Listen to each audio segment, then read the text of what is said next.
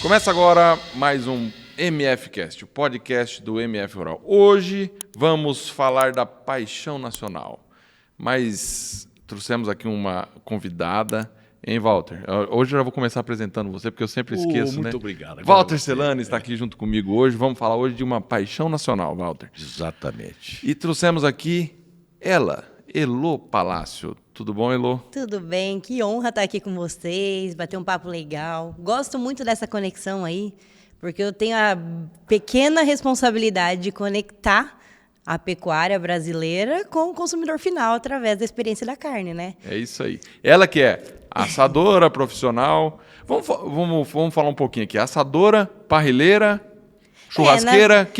Como que é, Elô? É assadora, parrilheira ou churrasqueira? Eu sou churrasqueira, sem frescura, raiz.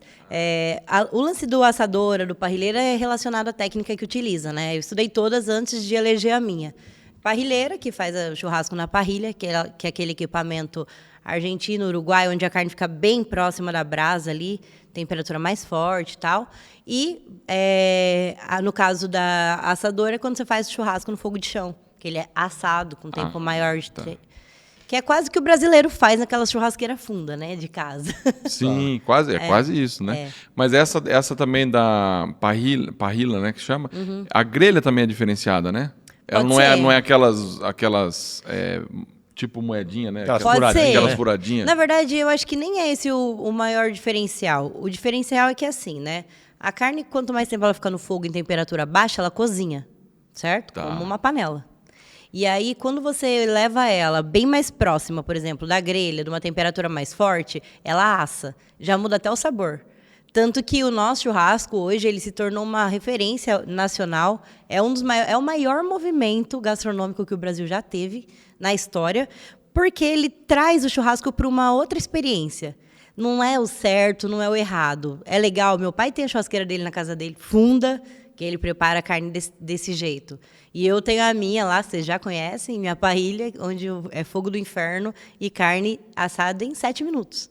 Então, é muito característico das pessoas, né? Do que gosta e da variedade. Acho que quanto mais você conseguir tirar a experiência a partir de um produto, muito mais rico isso, né, pra gente. Sem dúvida. Mas também tem aquele detalhe, né, Elô? Tem carne que é legal você fazer na grelha e tem outras que é mais assada mesmo, que leva mais tempo. Tipo a costela. Costela, né? Exato. Depende Porque do ponto. essa daí... Até tem, né, algumas... Eu, quando fui pra Argentina... Eu falei, o Lucas lá, um amigo meu, o Lucas e o Danilo, que estão lá no Tocantins, eles estavam na Argentina junto comigo. Eles falaram assim, não, nós vamos comer aqui uma costela feito na grelha, né? Sem colocar alumínio, sem nada dessas coisas. Assado Você vai de ver. tira? Você vai ver. Não, costela costela mesmo. Você mesmo. vai ver como é macia. Eu falei, para, Lucas, isso daí vai estar duro pra caramba. Nós comemos, tava macia. Por quê? Também depende do boi, né? Depende. Isso, a raça interfere. Exatamente. Eu já tive essa experiência com o Cenepol. Tá. Eu fui numa fazenda, pessoal da grama, e aí a gente... eu fui, conheci o trato, conheci o manejo, nunca tinha visto boi. E aí ele falou, não, você vai se surpreender com a carne. Aí eu fiquei meio com uma impressão, assim, a hora que eu pus a carne na boca, assim, a carne mais macia que eu já provei e a carne mais saborosa que eu já provei. Uma coisa surpreendente. E aí eu faço muito churrasco na chapa. Tenho muita influência argentina e tenho um pouco de memória afetiva, isso para mim também, da minha avó. E aí eu faço tudo na chapa e eu joguei essa costela que ele tinha lá na chapa. Gente, é igual bife, derreteu. Fatiava ela, comia como bife, no ponto que você quisesse. Sabor, suculência, maciez, assim, entregou tudo. Muito bom. Da onde vem essa... Você falou que tem essa... Qual foi a palavra que ela usou? Memória afetiva. A memória afetiva. Não, a memória afetiva, mas também a influência. A influência argentina. Da onde vem a influência argentina? Por que você fala que você tem uma influência argentina no churrasco? Na real, eu até 8 anos atrás eu não sabia fazer nem arroz. Nossa. Gostava muito de comer. Tinha lá um Instagram bem estourado, que eu falava de moda, estilo de vida, fazia test drive de carros. Isso, sei lá, 10 anos atrás. Logo no comecinho do Instagram, acho que não tinha nem para Android ainda. E aí, nessa época, eu gostava de comer e me convidaram para ir num festival. E aí, quando eu cheguei no festival, nesses que a gente já tem, é muito comum no Brasil hoje, Existem níveis de festivais, tá? Só pra gente classificar, porque hoje tem uma onda aí dos artistas de fazer os tours deles e tal. Mas lá no comecinho veio uma leva de profissionais de churrasco. Esses caras foram para fora, eles identificaram técnicas diferentes de preparar a carne, diferente do que a gente fazia em casa. Tá. E foram estudar, se profissionalizar. São pessoas que trouxeram acho que encabeçaram esse movimento no Brasil, né? A gente tem a Paula Labac, tem o Roberto Barcelos, tem o Debete, tem uma turma aí, tem o Daniel Lee, o Reinaldo Lee, tem uma turma que eu acho que foi muito importante para esse começo, assim. E aí, nessa época, os festivais eram muito diferenciados, porque a qualidade de entrega desses profissionais era uma coisa... E eu, blogueirinha, fui convidada para ir num festival desse, e a hora que eu pus a carne na boca, eu falei, meu Deus, como que meu pai, que é um churrasqueiro melhor que eu conheço, nunca comeu um negócio desse? Ele precisa provar. E aí, por conta... Mas só um minuto, isso daí você não era churrasqueira ainda. Não, Você foi era a primeira blogueirinha vez, de modinha. Meu primeiro contato, assim. Tá. E de modinha, entre aspas, né? Porque eu estudei muito e não aceitava falar de moda. Eu achava fútil. Eu sou formada em marketing, MBA na área, e eu dava aula na faculdade. Ah, você dava aula também? Dava aula. E eu comecei a blogar por causa dos meus alunos. Eu dava aula com 24 anos, tinha cara de criança, e aí, para impor respeito, eu me vestia toda mais arrumada, imponente, para eles falarem, né? Calma, não é novinha a professora, não. E aí eu acabei fazendo uma amizade com os meus alunos, e eles falavam muito que eu tinha que ter um blog. Era uma coisa muito nova na época, e eu não aceitava. Mas eu era muito empreendedora. Desde criança, eu nasci com uma certeza que alguma coisa na minha vida ia dar muito certo, só não sabia o que era. Então, eu dei tiro para todo lado para achar qual era. Então... E aí, o Bom, blog... feito esse parênteses, vamos voltar onde você falou. Vamos. Seu pai nunca tinha experimentado a carne que você falou, quero que ele prove disso aí, vamos lá. Nem eu, né? Nem você, tá. E aí, no fim, a gente pegou e eu fui, conheci e tal. E numa das vezes que eu fui nesses festivais, eles me convidaram para fazer o SBT estava procurando mulher para participar do reality. Ah, tá, daqueles reality. Do Barbecue Brasil. Barbecue, tá. E aí eles me ligam, eles simplesmente passaram meu telefone pro cara, nem me perguntaram nada. E liga o cara do SBT, hello, você faz churrasco? O que você faz? Eu, picanha? Não sabia nem o que eu tava falando. Aí ele, não, vamos fazer um teste que não sei o que. Eu falei, moço do céu, quando que é esse teste aí? Ele, daqui 2 meses. Falei, bom, 2 meses eu tenho tempo de estudar e aprender para ver qual é. E aí eu fui, juntei com esses amigos meus que eram já Roberto Barcelos, fiz o curso dele, viajei com ele, fui voluntária dele muitas vezes, aprendi muito, assim. E aí, entre outras pessoas, claro, o Renato Gil, que foi um amigo que me ensinou, o Fernandinho, hoje do Churras 366, faz as maiores produções de churrasco do Brasil. E eles foram me ajudando, me ensinando. E aí eu fiz o tal do teste, passei no teste. Então eu sabia lidar com a carne, mas e o acompanhamento? E nisso eu descobri que tinha um tal de um argentino chamado Francis Mallmann, que fazia receitas muito simples, só na brasa. Aí o cara ia lá, usava 3 itens lá, pegava uma laranja, punha na brasa lá na churrasqueira, servia de acompanhamento, ficava maravilhoso. Falei, pera, não tenho memória. A hora de entrar naqueles mercados do reality, você tem 2 minutos para fazer compra, eu nem reconhecia os ingredientes. Tinha que sair cheirando, assim. Então, eu peguei e comecei a estudar muito esse material do Francis Mallmann pela facilidade. E foi quando eu me encantei com a história dele. Porque, apesar dele ser um chefe com estudo com escola francesa, tudo bonitinho, ele representa muito a comida simples argentina. Tá. A base dos pratos dele é a batata, das receitas dele. E aquilo eu acho que eu me identifiquei muito com isso. Porque eu nunca gostei dessa coisa. Eu sempre quis levar a minha essência. Morar no interior, a vida simples. A gente vive pro sítio, vive pro mato. Comida nossa é muito simples e é muito rica. Então, isso sempre foi uma coisa que eu queria levar. E o Francis foi, para mim, a primeira porta para eu estudar como fazer isso. Porque eu acho que para você criar, primeiro, você tem que ter uma base, né? E aí eu comecei a estudar, tive a oportunidade de ser estagiária no restaurante dele. Ah, você estudou e foi estagiária dele. Conheci ele, fiquei 1 mês trabalhando lá na Argentina. Mas isso antes do... Depois do reality já. Tá. Porque o reality, né, era oportunidade. Porque eu falei, tá 1 mês aí, ela já E quando vai gravar? Não, isso foi depois. Porque eu fui pro reality blogueira. Mas quando você foi pro reality, você tinha uma noção básica de coisa que De você carne. viu, que você leu a respeito, Isso, viu e vídeos, que os meus tudo. amigos me ensinaram. Ah, tá. Caí na estrada com eles, pegava carona com eles, e eles iam falando, não, Antes de ir pro reality, então antes você, de ir você pro fez reality, eu estudei 2 meses, assim, muito. Tá. Eu lembro que o Barcelos, eu fiz o curso dele, e ele ia ter um churrasco, um festival, num leilão de gado, aqui do Nelor do Golias. Tá. E aí o line-up que tinha lá era assim, era o Barcelos aqui, era o Mário Portela, era o Rômulo Morente, era o Debete, era a Paula Labac, era o Ravioli, era uma coisa assim, absurda. Todos os nomes estavam ali. E eles me conheciam de blogueirinha, loira, cabelo na bunda, né? E a hora que o Fernandinho chegou pra mim e falou, Elô, e aí, você quer ajudar? Eu falei, quero. Aí ele me ensinou a chairar a faca, falou, vai cortando o bife aqui. Aí eu ia cortando o bife. Aí a hora que diminuiu um pouco o fluxo, ele, você quer assar a carne? Eu quero. E fui pra churrasqueira. E aí, a hora que eu comecei a ir pra churrasqueira, os outros viam e falavam, nossa, Elô, quer fazer um dry age? Quer fazer não sei o quê? Então, meu primeiro contato com a churrasqueira foi com os maiores do Brasil em cima de mim. O Elô, aí tem um destaquezinho que eu queria falar, que era o seguinte, nessa época não tinha mulher fazendo churrasco. Tinha Labac. Mas pouca, em relação aos homens que tinha o quê? Tinham poucas. Na verdade, ainda, a gente acabava que a gastronomia, o churrasco era muito ligado à gastronomia, né? Então, as pessoas que cozinhavam meio que iam para o churrasco. Uhum. Agora, entrar olhando para a carne, porque eu acho que quando você estuda gastronomia, por exemplo, você vai aprender que você tem que limpar o filé mignon, deixar ele fininho assim e encher de porcaria, porque ele não tem gosto de nada. Uhum. E quando eu faço churrasco, a minha visão é completamente diferente. Eu tenho que aproveitar 100% de um trabalho que levou anos para chegar ali na minha mão e tenho que valorizar aquilo. Então, eu não uso tempero e etc. Então, eu acho que essa divisão de profissional, o da cozinha, com o que vai diretamente para o fogo, para a brasa e vai estudar o animal, faz toda a diferença quando a gente fala em churrasco.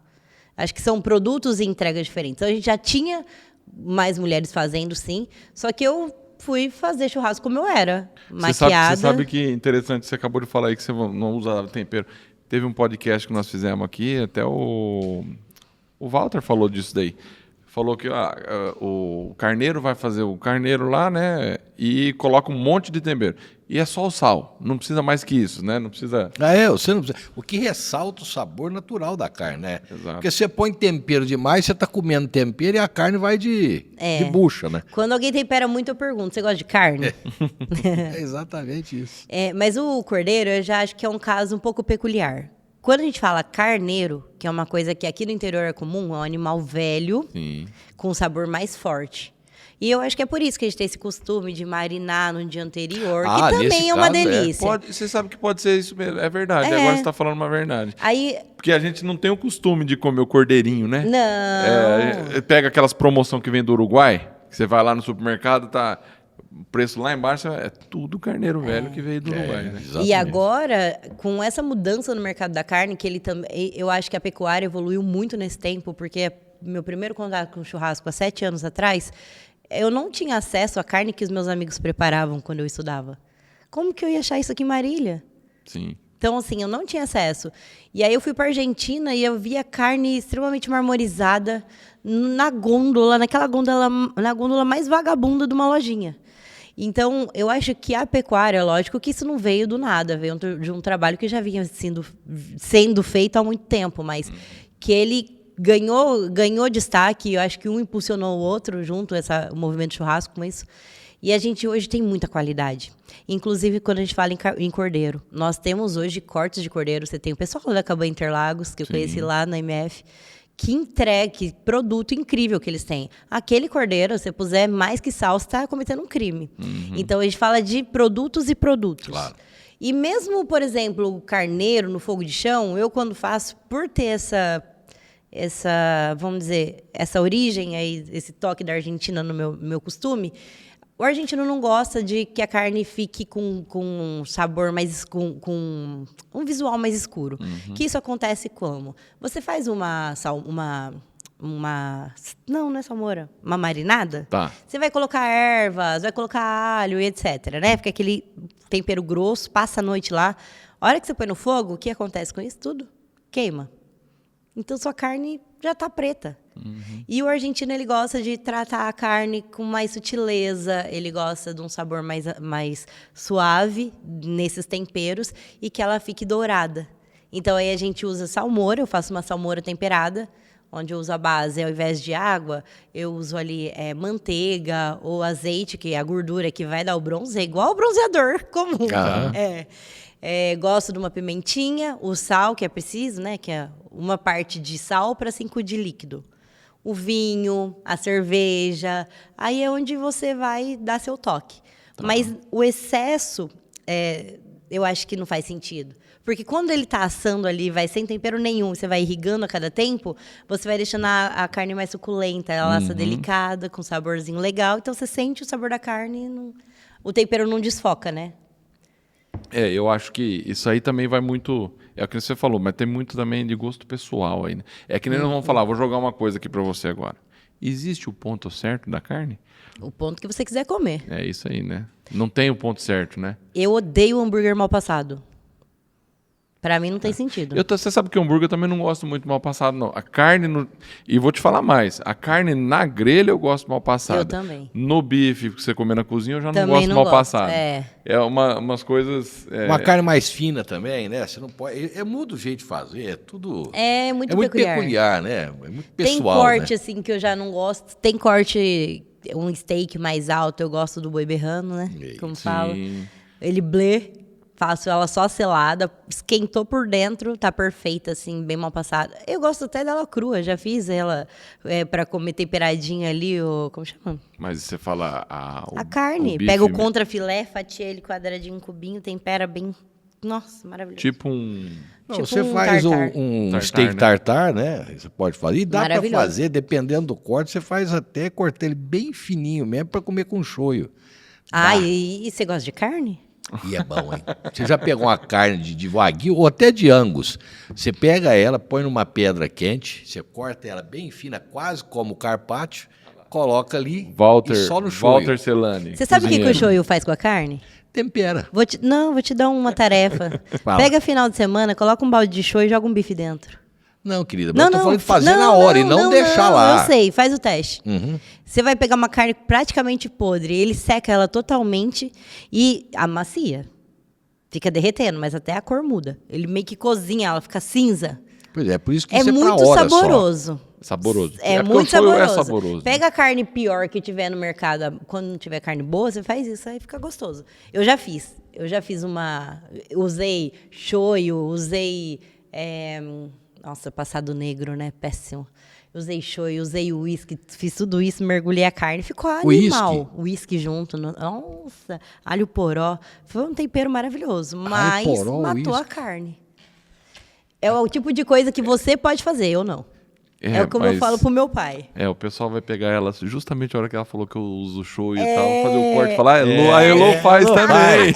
É verdade. É o tipo de coisa que você fizer na sua casa, eu vou comer. Mas eu não vou fazer. Ainda mais o wagyu. Pega aquele tanto de gordura, paga uma fortuna num pedacinho pra passar no show, é um crime. Ah, não, mas o cara que compra o wagyu, ele sabe o que tá comprando, né? Ele sabe o que é. Não tem. Não pode aventurar com a carne, né? E quando você faz no Japão também é outra coisa, né? Fazer aqui, fazer no Japão é diferente também, né? Eu também não, Costume. não sei como é que é, porque eu também nunca provei desse jeito que você tá falando aí, não.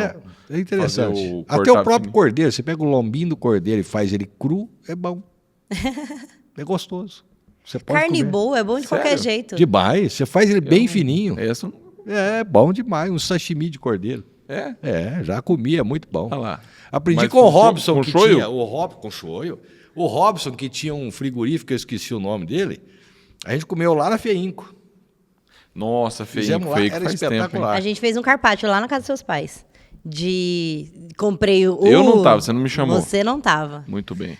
Compramos o como chama aí? O wagyu. Ah, Mas eu fiz com azeite trufado. uhum. E fiz um molhinho lá, nem lembro do que. Ficou bem bom. Mas todo mundo com medo de comer, né? É? É. Tem até um vídeo meu e do Chimba comendo com palitinho, assim. Todo mundo comendo de comer. O Rogério também tava. Você deve ter feito com o Rogério, né? Aliás, o Rogério azeite trufado, ele tava, né? Azeite trufado. Você sabe que eu não gosto muito do azeite trufado? Ah, é? Nossa. Eu acho ele muito... Trufado. Eu gosto dele. Trufado. Eu acho que é isso. Eu gosto do azeite trufado. Eu gosto bastante também. Assim como gosto do vinagre balsâmico. Não, vinagre balsâmico eu acho bom demais. Que não tem nada a ver com churrasco, mas é com rúcula, ele é bom demais. Ah, e salada é maravilhoso. Não, mas a salada com churrasco é maravilhoso. Eu adoro. Perfeito. A salada de rúcula com balsâmico. Agora, o que é melhor para acompanhar no churrasco? A bebida. O que você acha que combina mais? É um gosto muito particular, né? Se eu for escolher minha bebida, eu vou tomar uísque. Mas... Uísque com churrasco? Não, uísque com tudo. É mesmo? Mas se for para um ambiente assim, friozinho à noite, eu vou querer cozinhar tomando um vinho. Gosto bastante também. A influência argentina de novo. E quando eu fiquei na Argentina lá, que foram 30 dias trabalhando sem folga, porque cobrindo férias no restaurante deles, né? Eu acho que eu degustei uns 35 rótulos de vinho só nessa tudo Malbec. Intensiva. Não, de tudo, mas eu só gosto de Malbec. Eu também. Eu só gosto não, né? Prefiro. Preferência, né? E Malbec é argentino. Agora, porque vamos entrar no vinho agora, né? O sommelier aqui, como se fosse. Mas é bom, mas a gente sabe, o melhor vinho que tem é aquele que você gosta dele, né? Assim como o ponto da carne. Assim como o ponto da carne. Assim como o ponto da carne. Não, o Malbec tomei lá na casa do Wilson esses dias, que o Padre Pinelli levou um Santa Júlia. Espetacular. Espetacular. Gostei. Santa Júlia. Que depois que cruza a fronteira, cambia. Mas vamos lá, Elô. Eu quero saber um pouquinho agora dessa parte que você falou assim, você entrou no reality show, como é que foi essa experiência do reality para você, que nunca tinha visto carne e tal, foi lá e parece que você ficou numa colocação até boa, né? Fiquei em 6º lugar, acho que eu fui a última mulher a sair. E assim, só profissionais participando, né? Para mim foi uma coisa muito... Eu acho que tudo que eu pedi a Deus assim para eu encontrar meu caminho foi ali que ele foi aparecendo e de uma forma muito assustadora para mim. Eu sou perfeccionista e aí imagina um reality onde você grava uma prova de manhã e uma tarde de uma coisa que você não sabe. Então eu estudava muito, eu tinha, 4 horas para dormir à noite, eu estava pesquisando receita no livro do Francis Malman para eu conseguir chegar no outro dia, sabe? Legal. Então eu me encontrei a hora que eu peguei a carne na mão a primeira vez. Eu tenho pavor, não sei se é algum trauma, alguma coisa de infância, de gás, de eletricidade, de explosão, de choque. Pavor. E na brasa, eu me encontrei demais, porque eu tenho total controle sobre ela.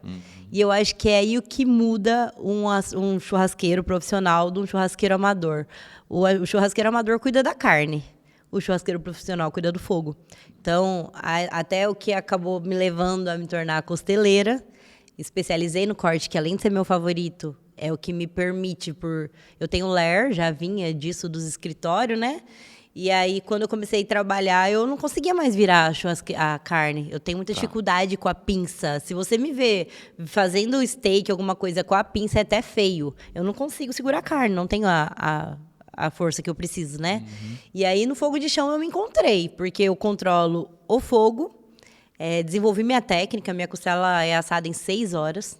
É um sabor completamente diferente e uma experiência muito diferente de uma costela comum, que é assada em 12, porque ela derrete, ela desmancha, ela é suculenta, só que ela tem sabor de assado, não de cozido, como seria a outra que leva mais tempo, né?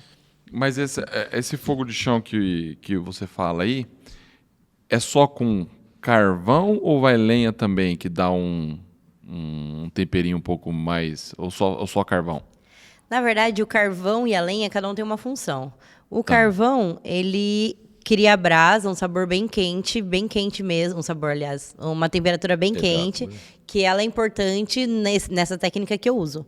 E a lenha, ela tem a função de defumar. Caso eu use uma sozinha, ela vai soltar um fumaceiro que dá sabor na carne. Mas se eu usar 2 cruzadas, ela vai fazer fogo. Então, no momento que eu preciso que a temperatura chegue mais alto, eu cruzo a lenha. E no momento que eu preciso só que ela seja intensa, eu uso carvão. Se eu usar excesso de lenha nesse meu processo, por exemplo, eu seco a carne. Tá. Então, aí que tá meu segredo, porque ela fica bem próxima, assim, o calor bem próximo da carne. Então, eu tenho que controlar isso, porque se eu puser muita lenha, a carne seca. Tá. Aí ela rasga toda, fica o osso rasgado, você não aproveita nada da carne. Mas a lenha, eu pelo menos na minha percepção, quando a gente põe lenha assim para fazer, eu acho que o gosto da carne fica diferente também, não fica? Por isso que eu uso para temperar. Isso que eu ia falar, porque ela dá um certo tempero mesmo. Ela dá um certo tempero, porque quando você faz... lembra uma vez nós fomos fazer nós estávamos no Cascavel, nós fomos na Show Rural, e aí estávamos numa fazenda e não tinha carvão, era só lenha para fazer o churrasco. Ficou uma delícia, né, Walter? Saboroso. A diferença é que você tem que começar o churrasco um pouquinho antes, porque o carvão já foi lenha. Então, para até que ela vire o carvão. Tem lenhas que ela não fica no estágio carvão, ela já vai para cinza muito rápido. Então, vai depender muito da região que você tá, da madeira que você tem e de como ela reage na temperatura. Da umidade da madeira, né? Da umidade, do vento. Então, e é uma coisa assim, a gente faz churrasco no Brasil inteiro, você tem que estar preparado para tudo. Dúvida, sem dúvida. Isso é verdade, porque de repente chega... Agora, vamos lá. Quem quer acender um fogo? Qual é a melhor maneira de acender? Ensina o pessoal. Como é que faz? Higiênico, óleo, cabaninha lá, fogueirinha de São João. Você vai fazendo o rolinho dele? Isso, e põe. E aí você óleo dentro... vai cruzando os gravetos de assim, um pouquinho. Ali, né? O que acontece? O que sustenta o fogo é o ar. Então você precisa deixar espaço. Se você fechar um negócio de carvão, colocar um buraco dentro, ela vai demorar muito para pegar. Então se você deixar o ar correr... com uma chama ali que vai segurar até que o carvão pegue fogo, tá lindo. Tá, mas vamos lá, explica para quem tá... Quem nunca acendeu uma churrasqueira. Você foi muito rápido. Como é que ele vai fazer? Vai pegar o papel higiênico... Primeiro ele vai pegar 2... Vamos lá. A Elô Palácio ensinando como acender uma churrasqueira. 2 carvões assim, 2 assim, vai fazendo aquela... tipo aquela de São João mesmo. Tá. Aí no meio você pega bastante papel higiênico, enrola a pontinha aqui, joga óleo e aí você acende ele. Aí ele vai ficar queimando muito tempo enquanto o carvão que está do lado vai sentir essa temperatura, até que ela pegue. Então quanto mais tempo ela queimar aqui, melhor o carvão acende. Bom demais. E o ar sempre correndo, que se fechar tudo, jogar só e puser no meio... Para quem não gosta de azeite trufado, ele pode jogar o azeite trufado ali. Pode, gasta R$60 no vidrinho de 250 ml e taca fogo. Você sabe o que eu pedi para você explicar de novo? Porque o Walter, quando a gente vai fazer churrasco, ele sempre erra. Aí eu falei, vê se agora ele presta atenção e vai aprender, né? Como é que faz. Nunca acendi um. Na minha churrasqueira? É que eu nunca consegui. Na minha churrasqueira? Ele não me convida pra lá. Eu nunca acendi um. Você precisa ter uma ideia. Como é que eu vou errar? Eu sou o melhor churrasqueiro que tem. Nunca errei pra acender uma churrasqueira. Mas eu apanho. Nossa Senhora. Às vezes que eu vou na correria. Imagina quando a gente faz no Pantanal. Fizemos 1 tonelada de costela no Pantanal. Fui eu e mais 2 pessoas para me ajudar. 2 meninas. Era um encontro de mulheres. Vamos fazer churrasco de mulheres. E minha tia trabalha comigo, mas sempre na parte de servir e tal, né? Aí ela, o que eu tenho que fazer? Que ela ama pescar. Eu falei, eu vou te levar pro Pantanal. Só que você tem 1 quilômetro de fogo para acender. Minha Nossa Senhora, essa mulher até sonhava com acender 1 quilômetro de fogo. Ela falava, Bárbara, para outra que trabalha comigo, como que acende 1 quilômetro de fogo? Então a gente pega, quando é muito, passa, é um paredão de costela bem, bem longo. Não dá 1 quilômetro, uns 400 metros dá. Sério? 400 metros? É costela. Eu dormia. 400 metros? De costela. Não, quarteirão é 400 metros quadrados, né? É verdade. São 4 quarteirões em linha reta. É verdade. 4 quarteirões em linha reta. Agora, lá no pico, assim, no coração do Pantanal, ventando pra caramba, o vento mais atípico que já teve naquele Pantanal. Vocês não têm base, não. Eu dormia, fechava o olho, tava colocando costela no espeto, assim, sonhava. E a sua tia? Arrasou, acendeu fogo rapidinho, ela e a Bárbara, os piloteiros ajudaram, e lá o pessoal é muito, muito, assim, solícito, participativo, né? E gosta de estar junto, então todo mundo curtia, assim. Legal. Nem eu precisava acordar 4 horas da manhã para acender o fogo, porque, o visual do dia amanhecendo, aquilo lá foi uma coisa assim. Pantanal é lindo. Foi lindo, e foi meu recorde, né, 1 tonelada de costela. Nossa. Fala aí, 1 tonelada nesse dia. Nesse dia. Até hoje, você já calculou quantos bois ou quantas toneladas você já fez churrasco? Por cima, dá em torno de 18 toneladas de carne já preparada, mais de 180 mil pessoas servidas. Nossa Senhora. Porque no começo a gente fazia muito festival. Os festivais têm no mínimo 2.000 pessoas, 2, 3, 5 mil pessoas cada um. E aí a gente serve pelo menos 100, 120 quilos de carne por chefe, né? No festival. Então, calculando, até a pandemia eu já tinha feito 100 festivais. E aí, depois que voltou da pandemia, eu quis dar um outro toque para o churrasco, sabe? Eu quis meio que encontrar um caminho e eu sempre tive na minha ideia que eu ia ter uma empresa e eu acabei transformando o churrasco em negócio. Mais do que isso, porque assim, o festival, você não ganha tão bem, você não tem condição de levar a sua equipe, a estrutura geralmente deixa a desejar. Tem festival que deixa a gente fazendo fogo de chão no sol. Tá. E assim, sem água, é uma coisa que já desidrata, é sério, é saúde. Então, é bem difícil. Teve evento de toda a minha equipe cair, eu não poder cair. Eu tinha que servir o acompanhamento, cortar a carne, entendeu? Então, é muito difícil. E aí, eu fui meio que para o lado do empreendedorismo. Tem uma empresa hoje que ela produz eventos de churrasco. Então, a gente atende muito agro. Até o nosso slogan agora é o agro em torno do fogo. A gente tem muito orgulho de fazer essa conexão, muito sabe? Legal. Da pecuária, de valorizar a carne. A gente defende muito essa bandeira. Nossa carne é temperada só no sal. E quanto mais próximo a gente fica do pessoal do agro, mais eles estão curtindo essa proposta aí dessa conexão, sabe? Falar nisso, você pensar em conexão, a gente tem... O carvão é agro. A carne é tudo agro. O tempero é agro. É agro. O sal é agro, Walter? O sal, sem o agro, ele não tem razão de ser. Porque serve para temperar o que o agro produz, né? E serve para alimentar o que o churrasco produz. Não adianta, ele precisa. Ele tá ali, né? Ele só é útil se o agro existir. Senão ninguém vai comer sal puro. É verdade. Faz sentido. É claro, ué. É claro. É a razão de existir do sal. Até o boi lambe, isso que eu tô falando. Lambe o sal. E é verdade. Não adianta, o sal só existe porque o agro existe. Então ele é agrodependente. Ele é agrodependente. Uma dependência boa, né? Uma dependência boa. E essa conexão que você está falando do agro é importante, porque muita gente às vezes vê o agro sempre como vilão, etc. e tal. E na verdade o agro está em tudo na nossa vida, né, irmão? Ele tem essa conexão, né? O agro não é simplesmente um produto só. A gente o agro está em tudo. Tá em tudo. Na nossa roupa, no vestimento, no couro, no calçado. Na sua roupa de cama. E sabe o que eu mais acho incrível? Assim, eu acho que tanto o ataque do agro está fazendo ele se reunir cada vez mais. Exato. Eu tenho muitas amigas, faço parte de grupos de mulheres do agro, que são mulheres que já estavam nas fazendas, já trabalhavam com isso, geralmente apoiando os maridos, e elas sempre ali no cantinho delas, nunca foram que apareceram. E aí, de repente, se cria uma corrente de mulheres que uma apoia a outra, elas se profissionalizam, elas cresceram, elas conquistaram espaço.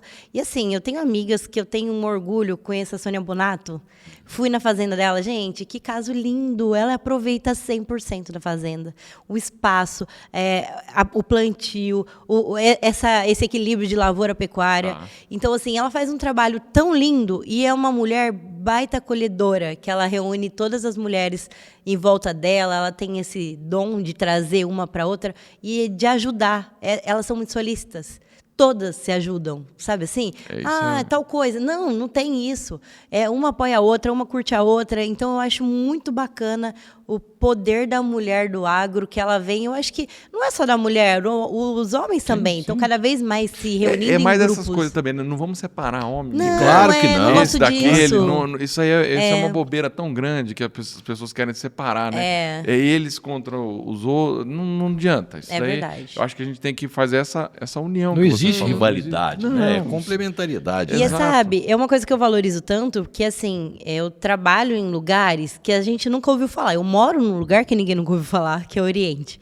E o meu Instagram, eu não sou o tipo de gente que vai fazer receita 24 horas por dia no Instagram. E eu acabo compartilhando lá meu estilo de vida, que tá no meio do mato. Eu moro no interior, eu tenho o estilo de vida do interior, eu valorizo muito isso na comida que eu preparo, a comida de comitiva, o que representa São Paulo na gastronomia, essa questão do impacto dos bandeirantes, da música sertaneja. Então, eu procuro levar muito isso e defender isso. Eu não faço churrasco argentino, eu faço churrasco brasileiro. Sim. E eu tenho um amigo que escreveu um livro, ele é um advogado e ele é apaixonado por churrasco. E ele foi identificar, nós usamos técnica argentina, técnica americana. Mentira. Todas essas técnicas têm origem indígena. Elas já estavam aqui. Então, é muito legal isso. A gente tem contado muito isso, essa história no churrasco, sabe? Até um festival que eu estou produzindo em Ribeirão Preto, é o Manda Brasa. E, para a segunda edição, eu quis realmente levar uma experiência de churrasco brasileiro. Vai ter o pit smoker americano. Nós vamos preparar o tradicional bauru, com a maminha, tudo bonitinho lá. Ótimo. O outro pit smoker vai ter rabada. A costela vai ser paulista. Pera, costela de chão é gaúcha? Não, gente. Costela de chão, a gente assa aqui desde sempre. Bandeirantes carregando o boi pro caminho, parava, assava a costela. Do mesmo jeito que assava lá, assava aqui. Então, assim, viveu mais lá a cultura, mas nunca deixou de ser nossa também. Então, meio que gera essa rixinha, assim, de churrasco, sim. mas que eu acho que não faz sentido. A gente tá falando de churrasco brasileiro, representando nossa comida. Então, é muito legal poder contar essa história e fazer as pessoas entenderem. Não chegar lá, eu vou numa steakhouse, vamos comer carne brasileira, vamos valorizar nosso produto, vamos valorizar nossa cultura, né? E até esse Manda Brasa vai ser bem isso. A gente vai levar, são 15 chefes, mas deles, 5 deles representam algum estado, alguma região do Brasil. E vamos ter Pará, vamos ter Recife, vamos ter o Sul, vamos ter Minas Gerais. Vai ser muito legal essa proposta. Cuiabá, vai ser bem, bem misturado. Isso é muito legal. Eu queria saber uma coisa da Elo a respeito, porque do churrasco nós já sabemos, do churrasco nós já conhecemos, já experimentamos, já sabemos o quanto você é competente no que faz. Mas tem uma coisa que nos admira muito em você, que é a sua capacidade empreendedora. Sim. Que é a sua capacidade de se renovar e de acreditar naquilo que você faz. Não só o churrasco em si. O churrasco, acho que é um meio que você acha para poder expressar isso seu, né?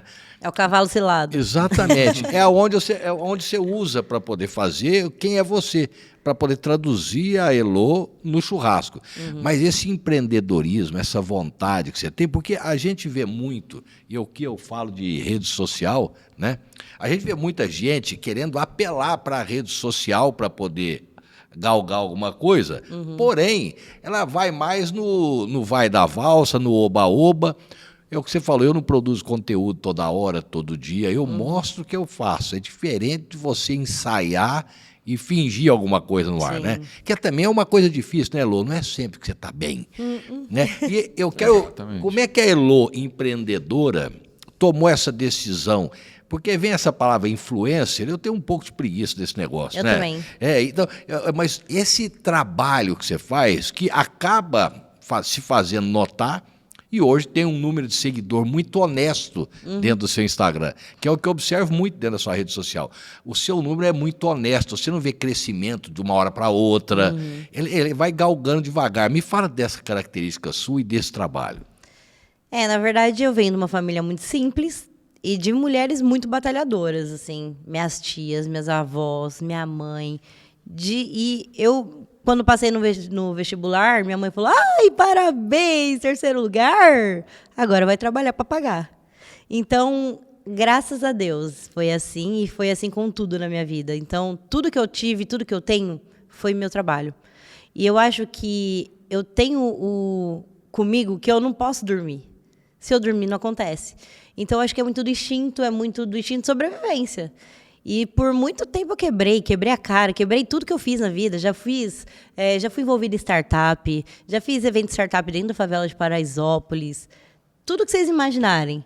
E, de repente, o churrasco foi meu cavalinho selado aqui, ó. E ele meio que foi trazendo oportunidades para eu realizar coisas que eram sonhos para mim.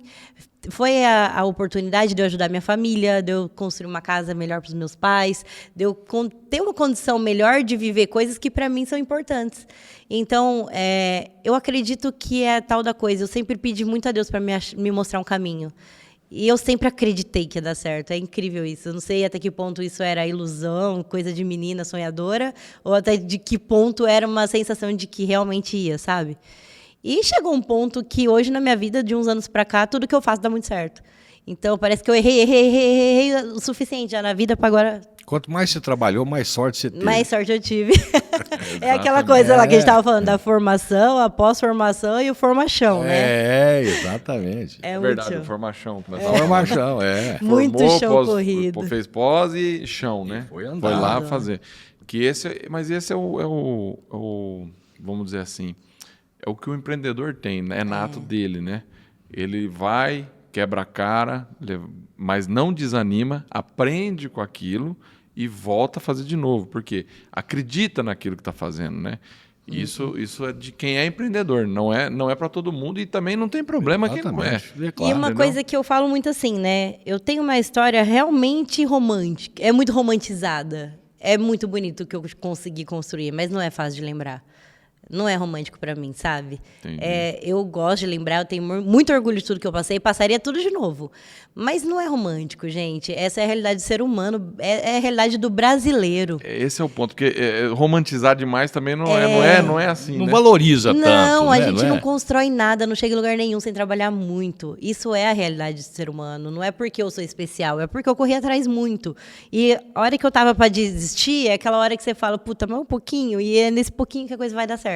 E depois que dá, meus amigos, nunca mais cai. Sabe que tem um negócio, Lu, que eu acho o seguinte: quem mais quer é o que vence. Esse é o ponto. Também entendeu? Acredito. E você tenta, porque as pessoas desistem. Se você não desistir e tiver consistência, não tem erro. Não tem erro. Vai naquele caminho com consistência, persistência, sem desistir, porque as pessoas cansam e as pessoas desistem. Exato. Quem não cansar é o que vai chegar. É o que vai chegar. Até uma coisa que foi legal, né? Eu participei do reality, fiquei lá 45 dias. E um amigo meu, ele tem um frigorífico, ele me ligou e falou assim: Elô, você não quer entrar pro line-up do Beef Tour, que é o festival que ele tinha? Eu falei, você tá louco? Eu não vou virar churrasqueira, não. Peraí, tipo, tô malemar me sustentando num reality, como que eu vou ter uma estação no evento? Aí ele, pensa. Ele sabe do jeito que eu era. Aí encontrei meus amigos churrasqueiros no final de semana. Eles, Elô, vai estar eu, vai estar o Rômulo, vai estar o Barcelos, vai estar o Daniel Lee. Só a chance, hein? Porque por mais que você não queira ser churrasqueira, se você quiser começar no meio desses, era só os maiores. É o local. 10 chefes e eu entre os maiores. Falei, eu vou. O que, pra mim, eu sempre pensei muito dos dois lados. O reality eu tinha muito mais a perder do que a ganhar. Como que eu chegaria num restaurante que eu cobrava pra ir lá falar se era boa comida e o cara ia ver lá no reality que eu não tenho a menor base, cultura gastronômica para falar aquilo. Era know-how. Como que eu vou chegar, por exemplo, depois de um tempo, eu tinha muitos seguidores. Eu fui no churrasco, fui a primeira pessoa a ter bastante seguidores. Agora, como que eu vou chegar num evento, minha estação lá, todo mundo vai ver na divulgação, falando, nossa, a moça é famosa, velho, a comida dela é maravilhosa. Primeira vez que eu faço churrasco. Imagina se fosse ruim. Se qualquer outra pessoa fizesse e fosse ruim, não ia ter problema, mas comigo teria. Sim. Mulher, toda enfeitadinha, maquiadinha, não sei o quê, do Instagram. Então, tudo tendia para criar em cima de mim um estereótipo, que foi criado também. Só que eu também não colhei. Então, o que eu fiz contra o estereótipo? Muitos eventos me chamavam por ser mulher. Só que os homens chegavam no festival, colocavam a costela no fogo, enchia a cara, droga, farra e ninguém servia. Porque você está numa festa, é muito difícil dividir entre a festa ser sua e a festa ser dos outros. E as pessoas iam para a festa, achavam que elas tinham que curtir. E para mim sempre foi trabalho. Então, nunca bebi trabalhando, não deixo minha equipe beber trabalhando, nem voluntário. Certo. Separo muito isso e sempre fui muito profissional. Se alguém chegar para vocês e falar assim, eu fui voluntário da Elô, ajudante da Elô e ela não relou na carne, isso é mentira. Porque tem uns macho alfa que fala, né, para gerar assunto. Mentira. Nunca deixei de cuidar de 100% de operação de todos os eventos que eu participei. Então, é aí que a gente vai ganhar credibilidade, porque mulher tem que trabalhar o dobro para entregar. Não sou dessas de ficar dividindo feminismo, não sou dessas. Não acho que tem que existir cota. Eu acho que a gente conquista nosso espaço com trabalho, vou dizer, com esforço, né? Mas o meu foi conquistado assim. É mais difícil? É muito mais difícil. Muitas mulheres começaram e muitas não ficaram. Sim, sem Porque dúvida. também foram achar que é festa. Não acho que é certo a forma com que elas são tratadas por elas agir assim, porque elas são tratadas diferente dos homens que agem assim. Sem dúvida nenhuma. Existe isso, né? Existe. Mas a gente tem que saber lidar, eu acho. Mas é aquilo que a gente falou uma vez. A mulher, além de ser, ela tem que provar. Exato, a gente tem que provar. Tem que ter essa provar que sabe, provar que é boa. Não basta ser alguma coisa, né? E chega um dia que provar cansa, sabe? Sim. Eu, por muito tempo no Instagram, eu era preocupada em provar. Eu construí meu Instagram em cima de muita estratégia. Quando eu era blogueirinha e postava foto, eu estudei e vi que se eu tivesse sempre com carão, ia dar ar de poderosa. Se eu fosse sempre simpatiquinha, sorridente, ninguém ia querer ser ou ter o que eu tinha. E ali você tá lá para tentar fazer com que as pessoas comprem o que você mostra. Sem dúvida. Então eu criei minha imagem aí. Quando veio o Store, eu falei, nossa, eu arregaçava, porque as pessoas passaram a ver quem eu era real. E hoje eu abandonei tudo isso. Hoje eu sou real 100% que eu sou. Então, assumo, até passei por uma coisa, eu tenho fui diagnosticada com calvície feminina, em estágio 4. E para uma mulher não ter cabelo... Sim. E assim, é um estágio que eu já não tinha como fazer nem implante. E eu já compartilhei tudo, estou fazendo um tratamento incrível, e é uma coisa que é super comum, sabe, de acontecer com as mulheres, e a gente não sabe, desiste, segue a vida. Eu já tinha desistido. Até que eu conheci uma médica que ela olhou e falou, vamos cuidar? E assim, 4 meses de tratamento tá mudando minha vida. Então, assim, olha só. É uma coisa que às vezes o Quem abrir... que é a médica? A doutora Lilian Brasileiro. Ela é de Ribeirão Preto. Tá. E ela, bom, incrível. Eu tava na Vogue falando disso recentemente, assim, tem um trabalho incrível. E bem essa questão de olhou para mim e falou assim, vamos cuidar? Ela nem me conhecia. Então, acho que eu também atraio muita coisa boa para perto de mim, muita gente boa que me ajuda a seguir, a levar e compartilhar. Então, é bacana quando a gente compartilha. Você atrai sempre, vai ter sempre os que vão olhar o lado ruim. Você sabe que eu vou falar uma coisa para você. De compartilhar e dividir, né? Qual a diferença de compartilhar e dividir? O que divide, acaba. E o que compartilha, multiplica. Muito bom. Esse é o ponto. Por isso que você, quando compartilha coisas, acaba voltando para você. Esse é um ponto interessante. A gente não procura... A vida da gente, a gente tem que procurar compartilhar. Eu também acho. Né? E agora, assim, quando a gente viaja com a Corporate, tipo, fomos para Mineiros. A primeira vez que eu fui para Mineiros foi a Cris, eu não sei falar o sobrenome dela. Cristiane Steinmetz. Steinmetz. Ela é uma das fundadoras do grupo Uma por Todas. E tem uma história linda de sucessão familiar. Nossa. Ela, a mãe e a irmã, a Adri, perderam a dona o pai, Clélia, né? Perderam o pai, assumiram. E eu sou fã e sou amiga. E a primeira vez que eu fui para Mineiros foi através dela. Aí fizemos amizade na festa dela, tinha um amigo dela, ela falou, não, você vai vir no meu aniversário. E foi uma festa para 750 pessoas. Nossa Senhora. Um cara que ninguém ouviu falar no agro. O menino, o pai dele trabalhava no sítio. O menino foi estudar, foi para longe, fez técnico, voltou. O cara construiu um império na agricultura de lá. E aí hoje, nessa oportunidade, celebrando lá os 38 anos dele. Eu falo, isso aí é coisa para a gente contar. Porque o pessoal vê o agro, acha que nasceu tudo rico, não tem o que fazer. Os agroboys, né? Não, é muito trabalho. E eu conversando com ele, era a festa dele.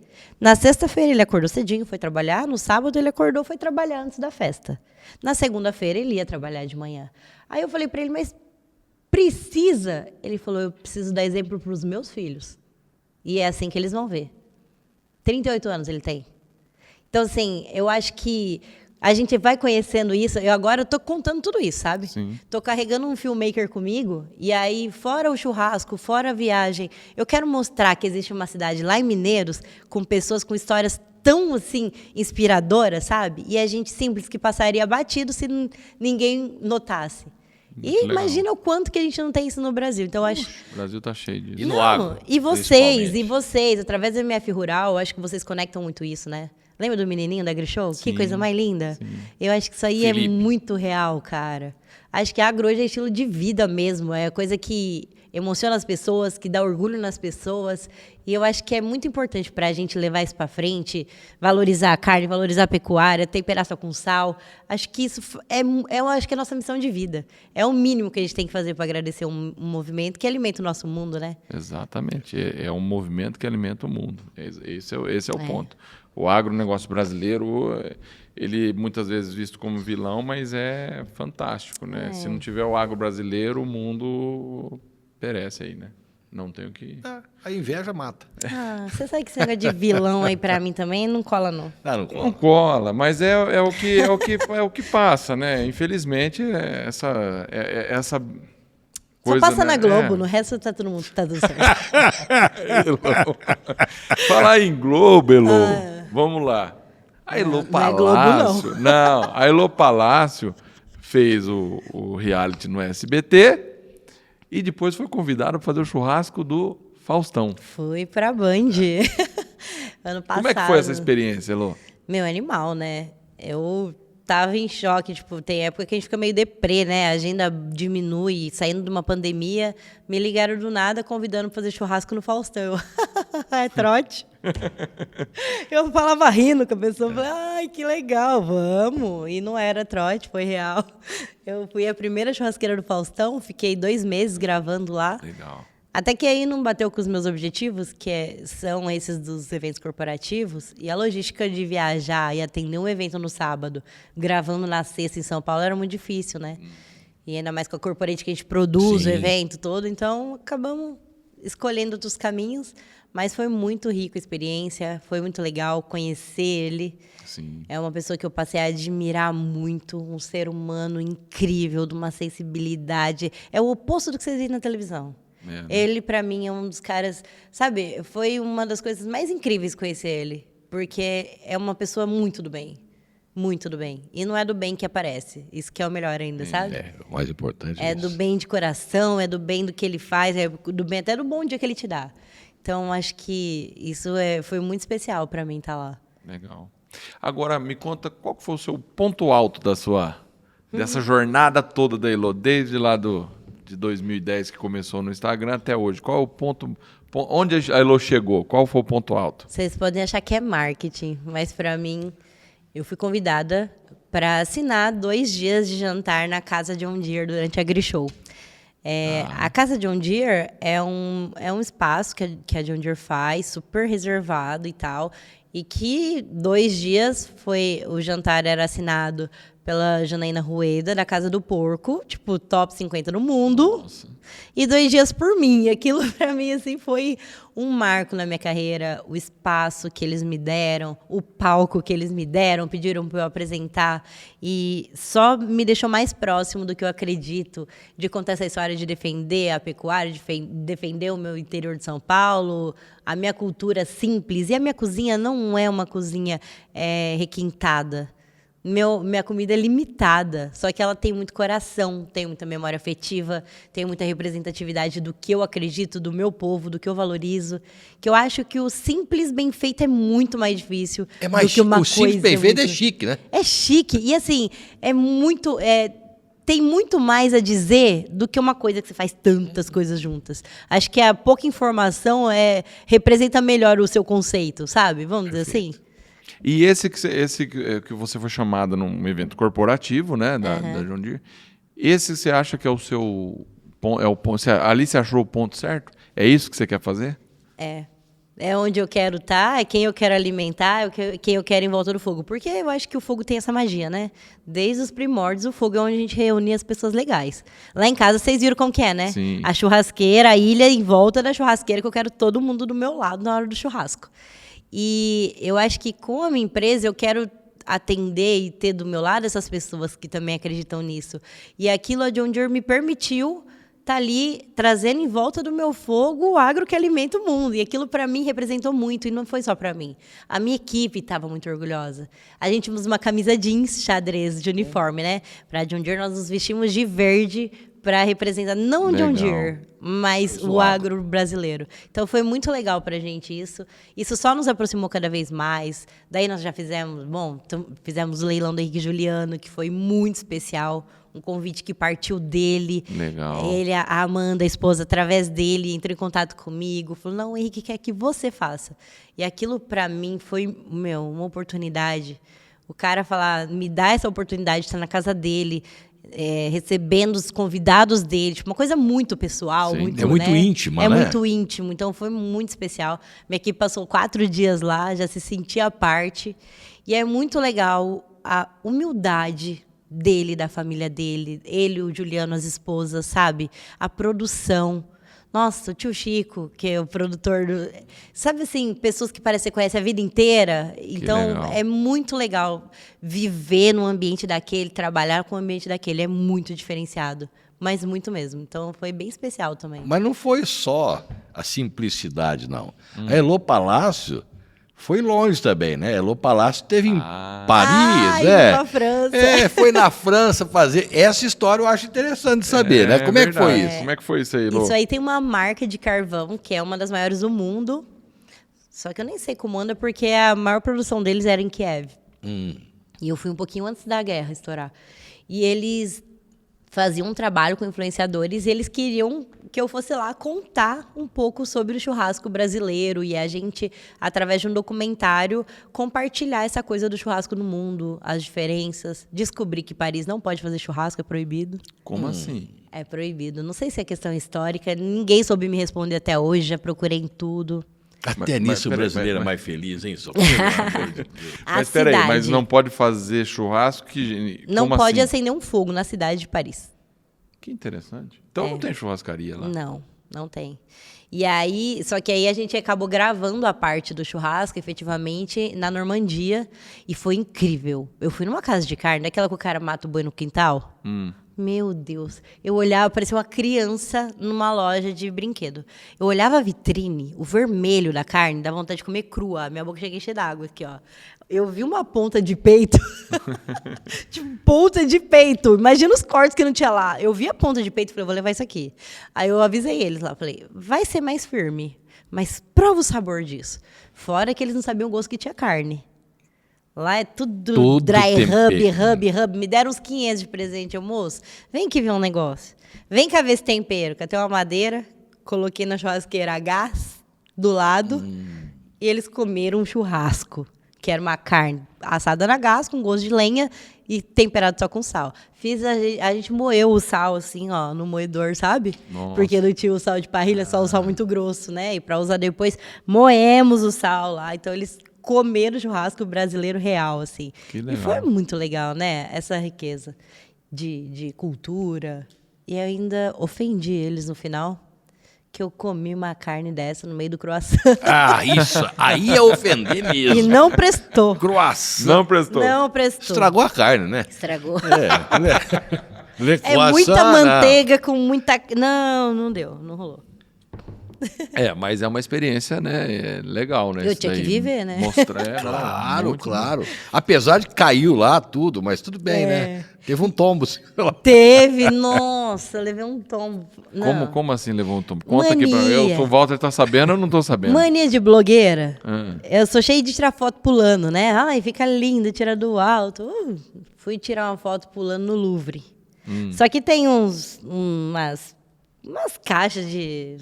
É tipo um monumento, assim, umas caixas altas, assim, quadradas, dessa altura. Subi em cima, vou pular, né? Só que eu não calculei que para subir ela já era alta. Eu pulando, você imagina onde eu ia parar.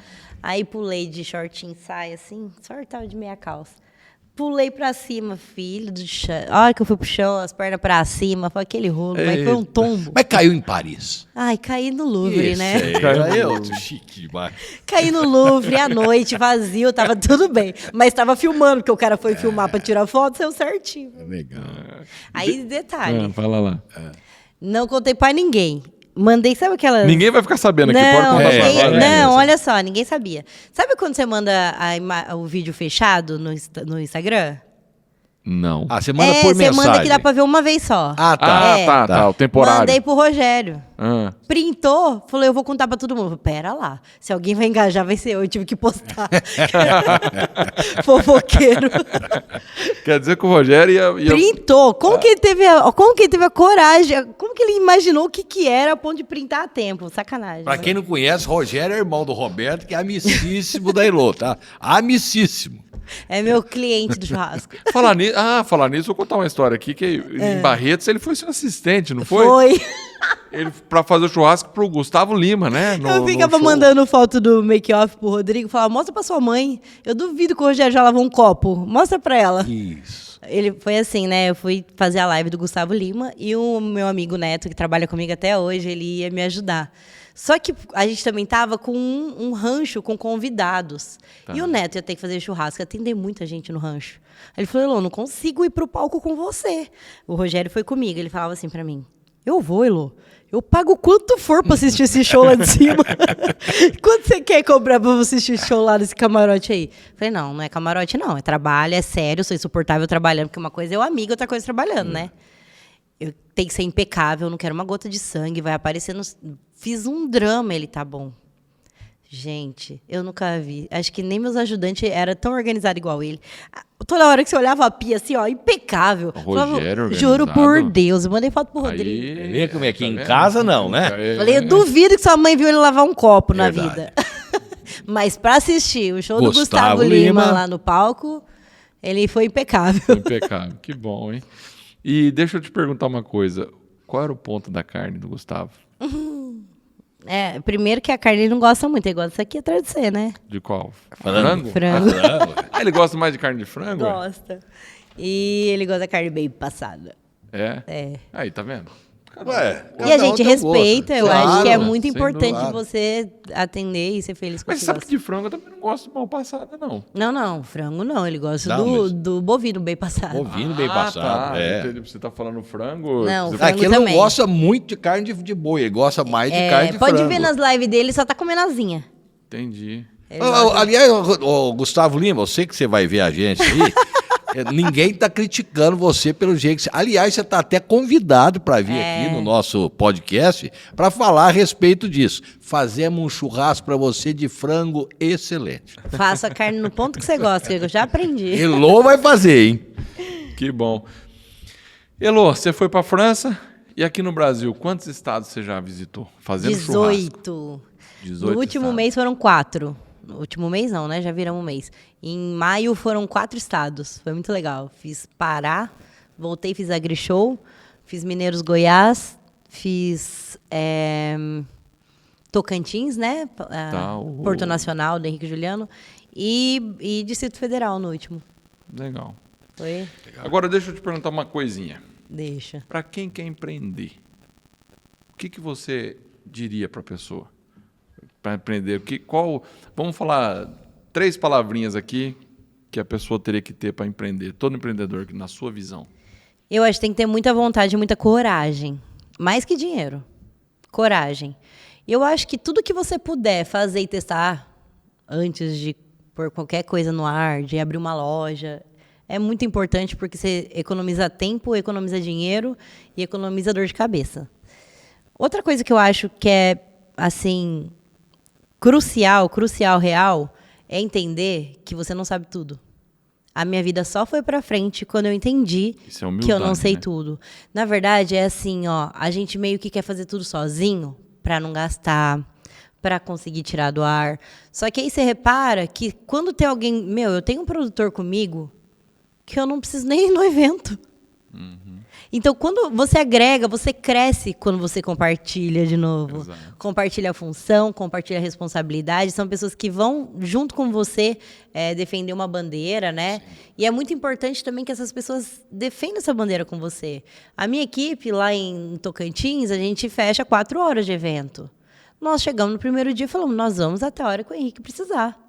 E a gente estava com eles. A minha equipe abraçou e nós vamos junto. E outra coisa, quando a gente foi para AgriShow, todos eles estavam muito honrados de estar ali de camisa verde servindo. Que legal. Então, eu acho que ter pessoas do seu lado que acreditam na mesma coisa que você faz com que a entrega seja diferenciada. E, por fim, eu acho que é muito mais importante você ter 10% de alguma coisa do que 100% de nada. Sem dúvida. Então... para mim, acho que foi a grande virada de chave da minha vida, foi entender isso. Legal. papo tá legal. Muito legal. Eu acho que o próximo nós temos que fazer na beira de uma churrasqueira. No esconderijo novo. Lá no esconderijo, hein? Esconderijo novo. Levar o Thiago pra lá, pra fazer todas... já tá acostumado já. Fazer o podcast pra gente lá no esconderijo. Boa ideia, viu? Boa ideia. Boa ideia. Aí nós vamos tomar um vinhozinho. Vamos. Aí, né? Eu topo. Eu vou até amanhã. Não Renato não, senão vai levar 3 dias para começar. Nossa senhora, não faz isso. Ó, e deixa eu te perguntar uma coisa. Quem quer seguir a Elô, como é que faz? Elô Palácio, Elô com H. E só tem um Palácio por enquanto, ainda não comprei o segundo, então sem S no final. Elô Palácio. Em tudo. Em tudo? Em todas as redes? Em todas as redes é Elô Palácio. Você tá em qual? Instagram? Tô no Instagram. YouTube devagarzinho, né, Thiago? Nós vamos melhorar ainda isso. Tô naquela nova que eu não sei nem falar, Threads.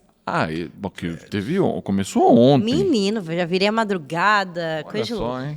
A Elô já tá... tem que ser. E quem mais? Acho que são os principais, né? Tem YouTube, tem Instagram, Facebook, tem TikTok, mas não...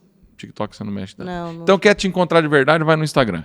E é só escrever Elô Palácio. Elô Palácio. No Google, tá fácil. Deixa eu só alertar uma coisa. Lá. A Elô deu uma...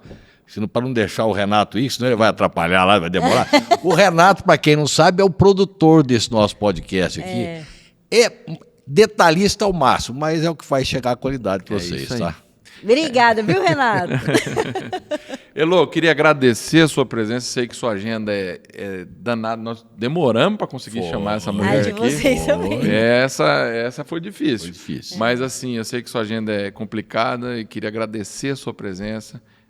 Nós temos muito prazer de ser amigo seu e queria agradecer essa participação aqui. Eu que quero agradecer. Primeiro, porque vocês, para mim, sempre foram muito especiais comigo. Sua família, desde o começo da minha carreira, sempre me prestigiou em tudo, assim, toda. Então, eu tenho muito carinho por vocês, tenho muito carinho pela MF, torço muito por todos os projetos de vocês e tamo junto. Obrigada. Que bom, obrigado. Esse foi o MFcast, podcast do MF Rural.